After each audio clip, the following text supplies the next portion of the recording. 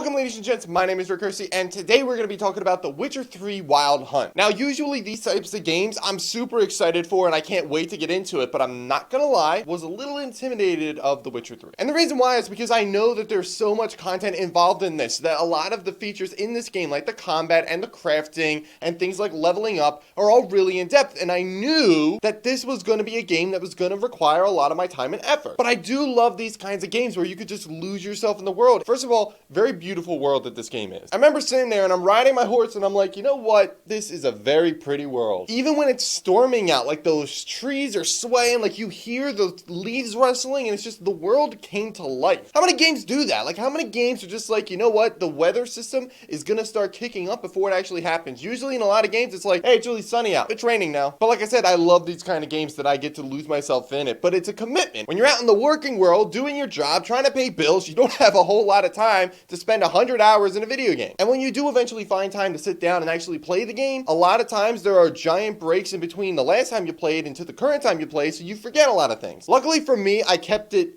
kind of frequent enough that I knew what was going on, although a couple of times when I picked up the game, I was like, what's happening right now? So what are my overall impressions of The Witcher 3? I'm gonna come out and say it now. Usually I save this for the end of the video, but I want to say it right now. The Witcher 3 Wild Hunt has got to be one of the best video games I've played in years. It was really that good. Like, I just had so much, there was really no negatives about it. I never really encountered a glitch. I mean, occasionally, when a game that's that big, you're obviously gonna encounter glitches. There was something. I did play this game when it first came out. When it came out in May, and I'm finally getting around to making videos for it. And the reason why is because at launch, there was a bug that was erasing a lot of people's progress. Apparently, there was a point in the game where you wouldn't be able to save, but then by that point, the bug, it was already too late. Then when you try to relaunch the game later, it gets stuck in the loading screen on the menu. And then when it finally does load up after you hard reset your console, your save file isn't there anymore. This happened to me 3 times. The first time, it was pretty early on, it was fine. I was like, okay, I'm just gonna redo that. I didn't go through too much, I'll just go ahead and redo it. Got a little bit further, happened again. And then by that point, I was like, all right, I'm gonna give it a couple of days. I'll go back, I'll give this time to fix. Like,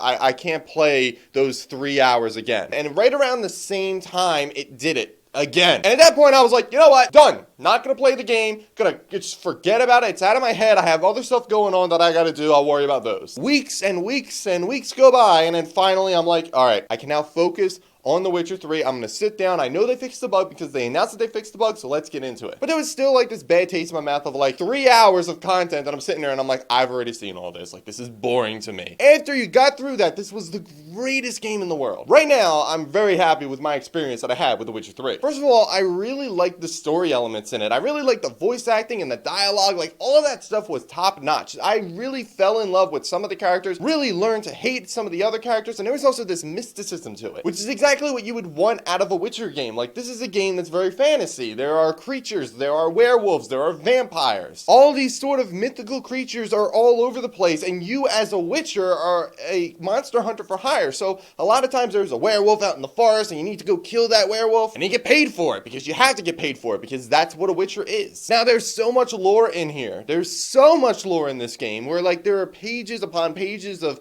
codex stuff that you can read in the game, but one of them explains why people really don't like the Witchers. These guys feel like they could be doing charity work, like they could save this village just out of the goodness of their heart, but then they turn around and they say, yeah, you need to pay us or we're not going to do anything. So the Witchers get a little bit of a bad rep. Like, a lot of people don't like them because they feel they won't raise a finger unless coin is involved. And in a lot of cases, that's actually true. But in my case, as me, as Geralt of Rivia, which, by the way, the main character of the game, if you didn't know, I decided that I would lend a helping hand. Not really, like, I never turned down a reward when it was presented to me. I decided to play the character up a little bit, and I'm a Witcher, and I'm supposed to take money whenever I do something. Like, if it was a friend that tried to offer me something, and sometimes I would say, like, yeah, I can't take that. But if it's a little old lady on the side of the road who just got robbed, and I go kill the robber, bring her purse back, and she says, oh, here's the money in my purse as a reward. 100% of the time, I was like, yep, thank you for your reward. See ya. But I like that the game made me play the character a little bit. The fact that the game had that backstory with the Witchers influenced my video game experience. And it was in a good way because I role played a little bit because that's the frigging point of a role playing game, is to role play. But going back to the story elements, like I said, it was really good in terms of, like, there were a lot of characters that were new.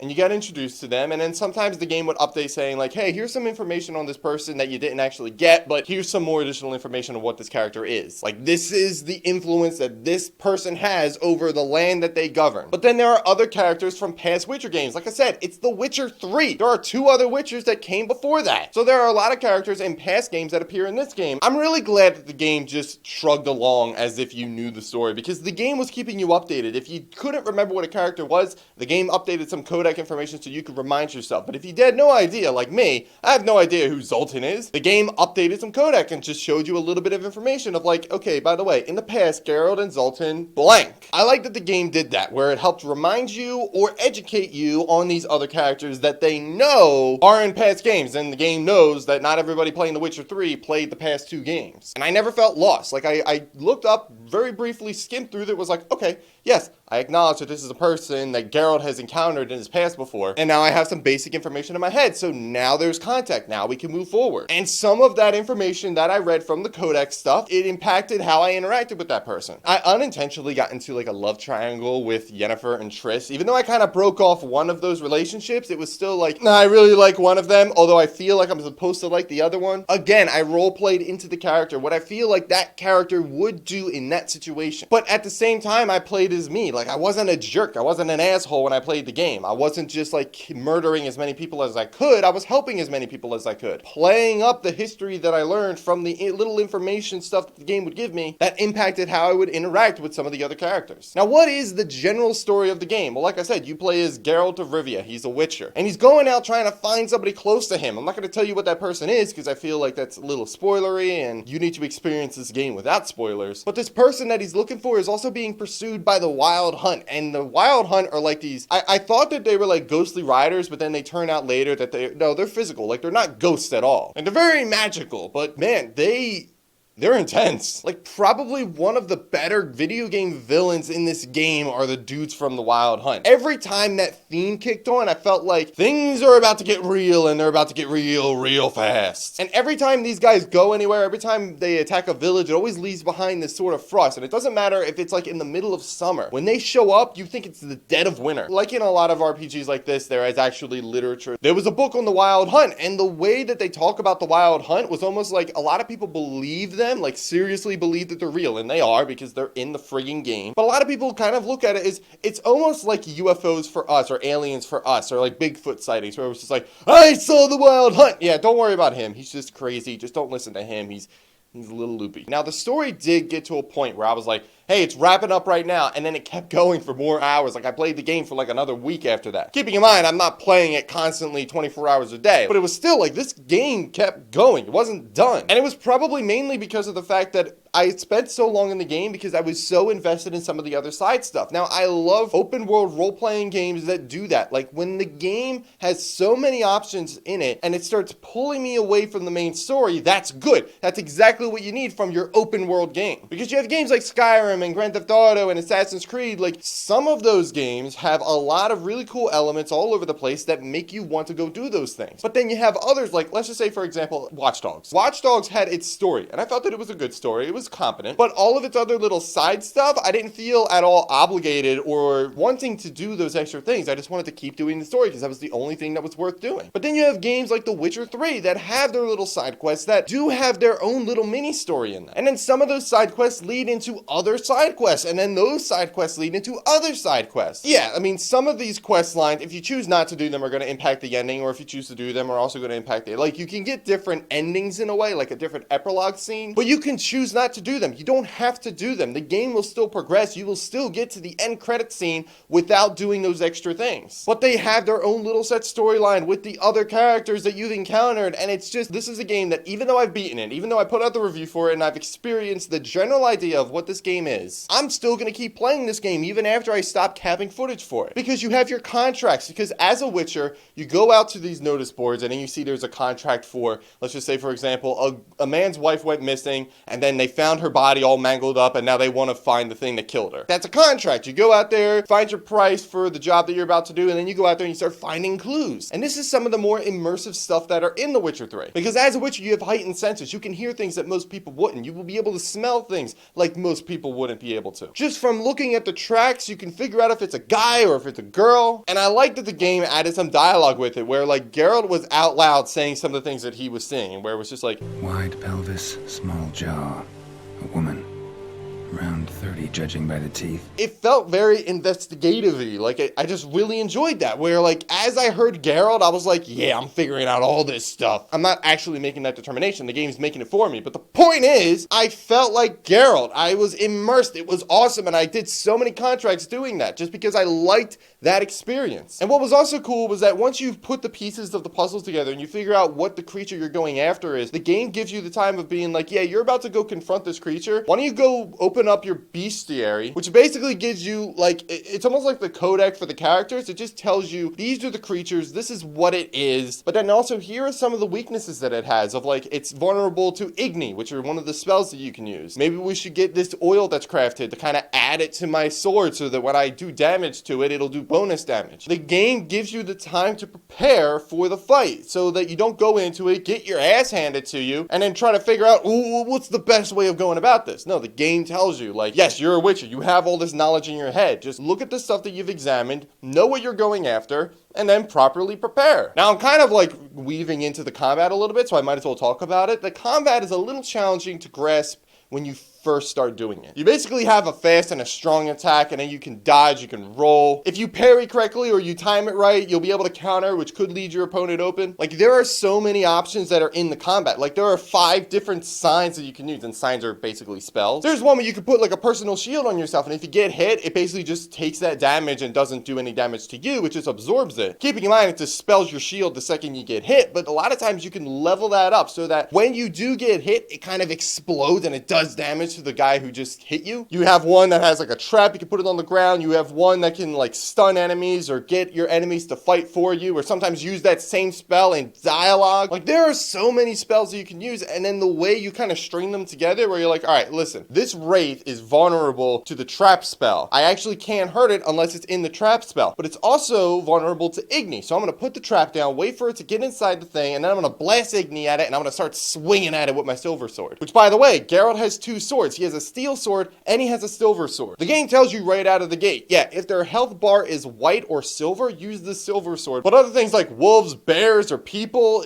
you're gonna attack them with the steel sword. And now this is the point in the game where I was like, this was an unnecessary thing to put in. And the reason why is because, yes, for the mystical creatures, it makes sense to have a silver sword, like especially werewolves. I think everybody realizes, if you're interested in any sort of fantasy thing, you know that werewolves are vulnerable to silver. And then they just applied that to every other creature in the game. But I'm also pretty sure that humans and wolves and bears are vulnerable to anything that's sharp. Doesn't matter if it's steel or not. So I feel like the game did an unnecessary thing when it came to using a steel sword or a silver sword, when you could have just given the guy a silver sword and called it a day. The leveling system also, I felt, was a little bit more in depth than it had to be. Like, yeah, it was very straightforward. As you level up, you get a point that you can put onto like one of your abilities, either leveling it up or having it branch to other things so you can level it up even further. But then they had to add in this system with mutagens, where like as you kill creatures, you can get like a mutagen. Sometimes you get a mutagen that's green, one that's blue, one that's red, and all the colors correspond with some of your other skills. Combat, alchemy, you have signs or spells, and then you have some general skills. But then they had this whole system with the mutagen where they had like this whole slot, and then you put the one mutagen in there, and if it's a green one, it gives you more health. If it's a blue one, it gives you bonus to spells. If it's a red one, it gives you bonus to combat. It has like 3 other brackets right next to that. So if you add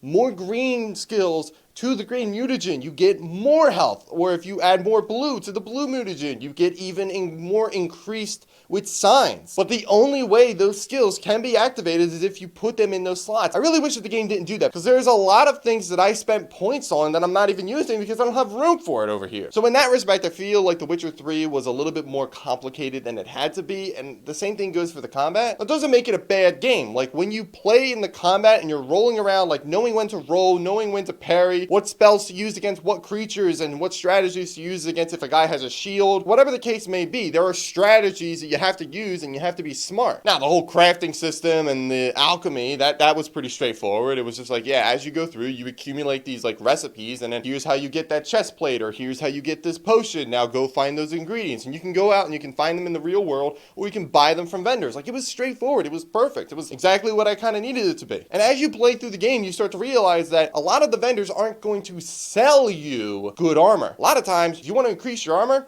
you're gonna have to craft it. And when I first realized that, I was annoyed because I hate crafting in games and I usually avoid it, but then in The Witcher, it was really dumbed down. It was really easy. The one area I kind of expected it to be complicated, it wasn't complicated. It was a pleasant surprise, but the fact that the leveling system was more complicated than it had to be, it annoyed me to a slight degree. But in the end, The Witcher 3 Wild Hunt was so good, and I am still playing it. It's just such a fun video game. I know I say all the time that graphics don't matter, but I will note when graphics are really good, and in The Witcher, it was still a very pretty world. The story elements and the characters and the voice acting and the questing and the way they go about questing, there are so many good things that I can't really bring up any serious negatives. None of them are which really worth talking about. Like, yes, I noted that like the leveling system was a little complicated and maybe there were a lot of options with the combat, but that doesn't make this a bad game. But without a doubt, this game was probably one of the best games that I've played in a very long time, and it's certainly the best game that I've played so far this year. So if you haven't played The Witcher 3 and you have the time for it, I highly recommend you guys check it out. In the meantime, thank you so much for watching, and I will see you next time.